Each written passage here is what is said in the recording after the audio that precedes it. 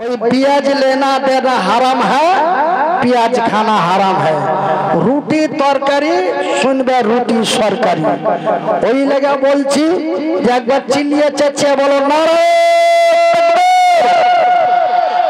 নারে।